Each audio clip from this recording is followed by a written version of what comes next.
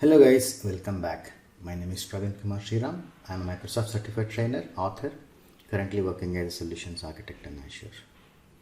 In our previous video, we have learned about the overview of private endpoints. As I already said, this is a kind of series of videos that we are going to learn, and today is our second video. Now let me show you the list of all the videos that we are going to learn. Here you go. So this is the list of all videos. Of course, the list might change a little, but yesterday we have learned about the overview of what we are going to achieve in the list of all the videos that we are going to learn in this series. Today we are going to learn how to set up private endpoints for Azure SQL Server from the portal. First, we will learn the concepts from the portal. Once you understand the concepts, then we are going to do the same thing using Bicep. Let me first start creating an Azure SQL Server and a database. Once those are created, then we will set up the required infra for setting up private endpoints. Let's get started. Alright, I already have two resource groups. I am going to create all our Azure resources in this resource group, and I also have another resource group. This resource group contains a virtual machine. This virtual machine is required only for this demonstration, wherein I will be logging into this virtual machine so that I can privately access all the resources that I am going to create in this resource group. Okay, currently this resource group is empty. Now I am going to create a SQL server and a database. So let me click on database so that I can create both database as well as server in one go. So click on create.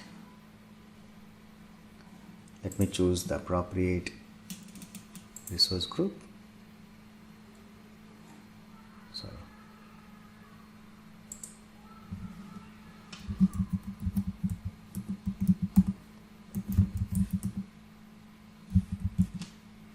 Provide a proper database name, and I want to create a new database server instead of using the existing one.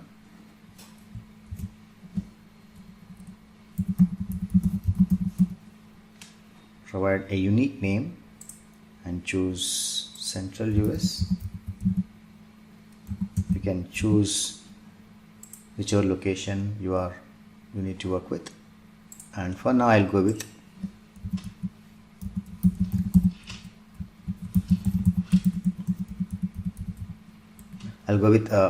SQL authentication. Private endpoints work for both SQL as well as Entra authentication. I'm good with this. Click OK.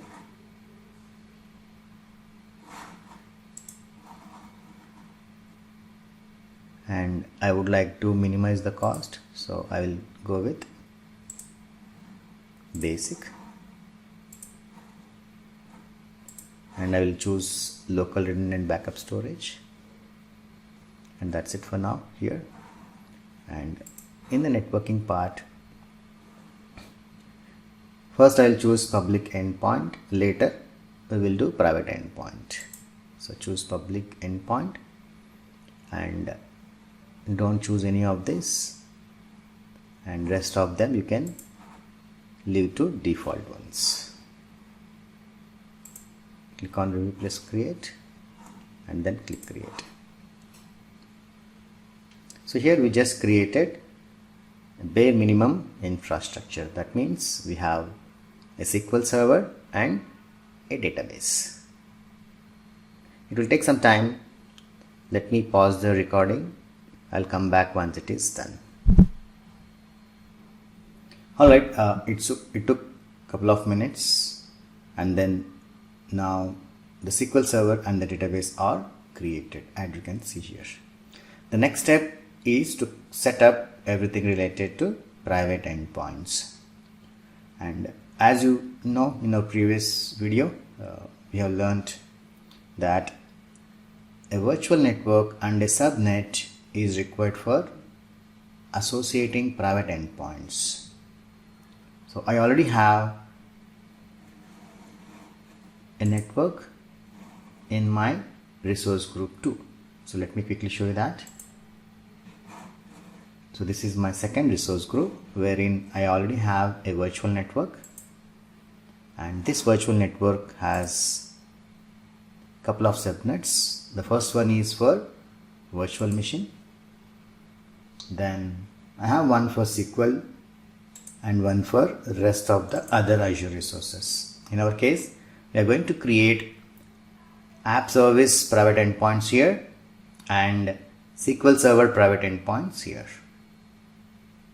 Okay, now let's navigate to SQL Server and start creating private endpoints. So here is our SQL Server. Please remember, private endpoints and other networking features are at server level, not on individual database level. So we have navigated to SQL Server and navigate to networking.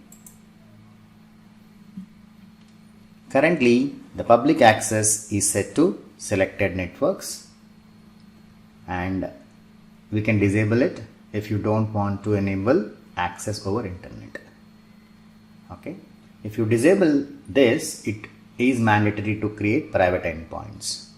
But even if you have private endpoints, you can feel free to have this for some valid reasons. But for production environments, it's a good practice to disable public access. Okay, so now in order to create private endpoints, we have to navigate to private access tab here. Currently there are no private endpoints. Let's click on this, create a private endpoint. It has chosen our resource group. Now we need to provide a name.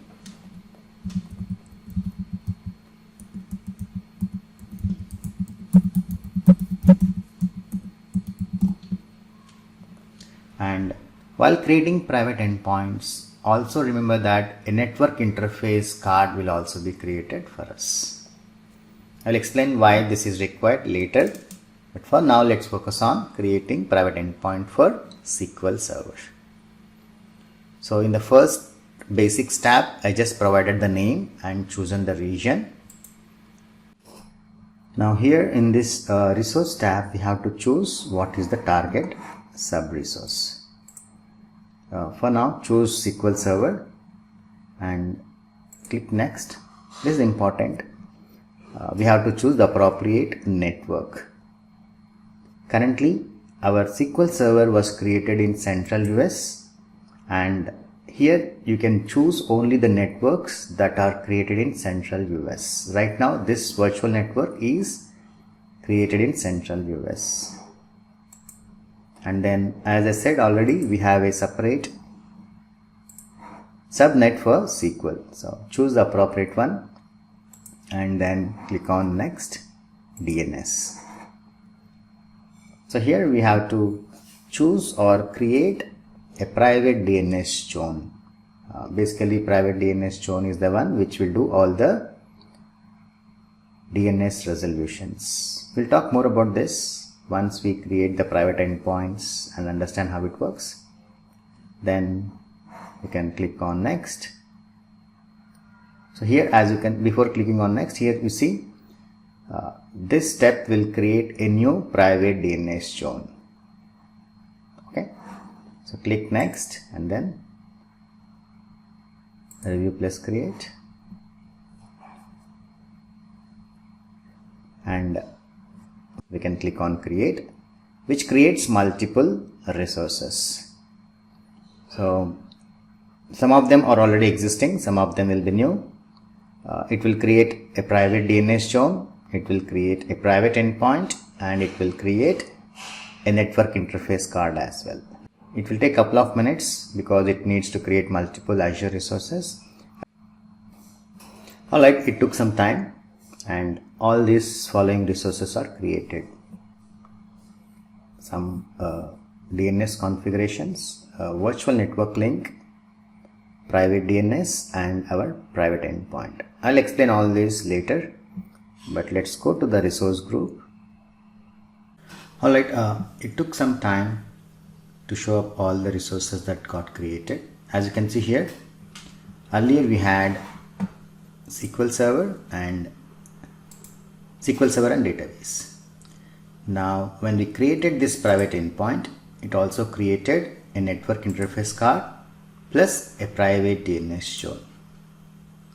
As I said earlier, we are going to understand all the links between all these Azure resources, but for now let's try to connect to this SQL database that we have created earlier.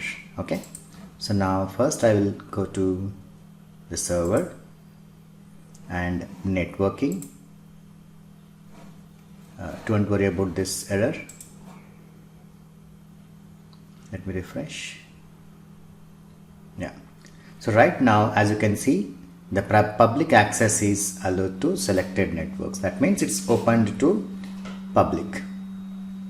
Now I would like to connect to this SQL server using SQL Server Management Studio. So in short, it is called as SSMS. It's the client that can be used to connect to any SQL server.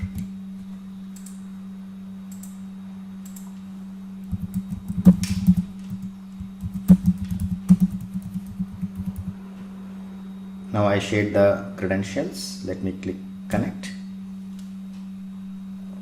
Now as you can see here, it says the client IP address doesn't have access to the server. So basically the firewall rules are not enabled. That's why it is asking us to add a firewall rule for this IP address. Now I don't want to add firewall rule. I'll click cancel. If I add firewall rule, obviously it will get connected. Now what I want is, I also want to show you that what happens if you disable public access. Click save. Usually it won't allow you to do this unless you have private endpoint enabled. If you click on this, you can see the private endpoint that we just created. Okay, but I'm not going to do that now. I will go back to SQL Server Management Studio and click on connect one more time. Earlier we got a pop-up wherein it was asking us to add firewall rule.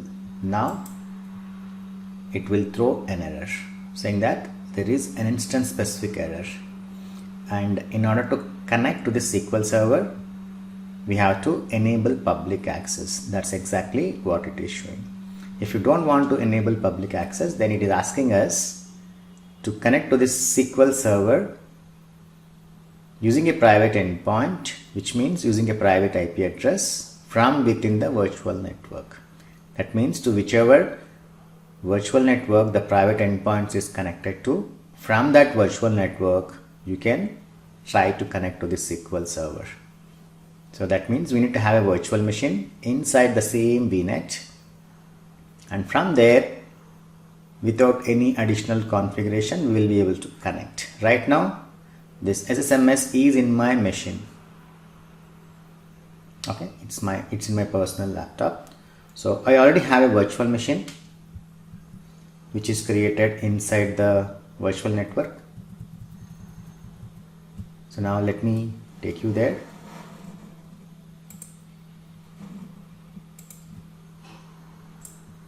Alright, as you can see, this is a pop-up. It's a virtual machine inside Azure, the same VNet. So now let me maximize this. Click connect.